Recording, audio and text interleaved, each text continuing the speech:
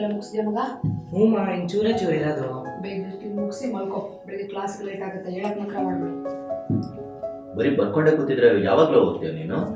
Project work ಇತ್ತಪ್ಪ, ನಾಳೆನೇ last day ಸಬ್ಮಿಷನ್ಗೆ. ಮತ್ತೆ ಇನ್ನೇನು ಓದ್ದಂಗೆನೆ ಕಣೋ, ಒಂದ್ರಲ್ಲಾರು A+ ಇದೆಯಾ? ಹುಟ್ಟು ಸೋಂಬೇರಿ ಆಗೋದಿದ್ಯಾ? ಎದುರುಗಡೆ ಮನೆ ರಾಮ್ ಶ್ರೀಧರ್ ಇದ್ದಾರಲ್ಲ, ಅವ್ರು ಇಡೀ ಕ್ಲಾಸ್ಗೆ ಫಸ್ಟ್ ಅಂತೆ.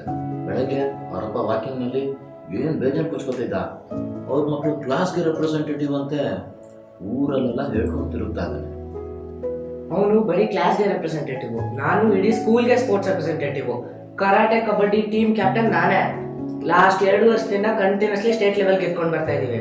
ಮೊನ್ನೆ ನ್ಯಾಷನಲ್ಸ್ ಗೆಲ್ಲಿಲ್ವಾ? ಏನ್ ಮಮ್ಮಿ? ಸರಿ ಸರಿ, ಬೇಗ ಬರ್ತೀನಿ. ಓದ್ಲಿಲ್ಲ ಅಂದ್ರೆ ಅವನ ಉದ್ದಾರ ಆಗ್ತಾನೇನು?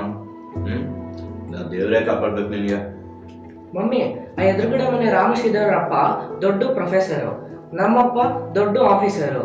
ನಮ್ಮ ಮನೆ ನೋಡಿ, ಅವ್ನ ಹಳೆ ಕಾರು, ಒಂದು ಸ್ಕೂಟರು.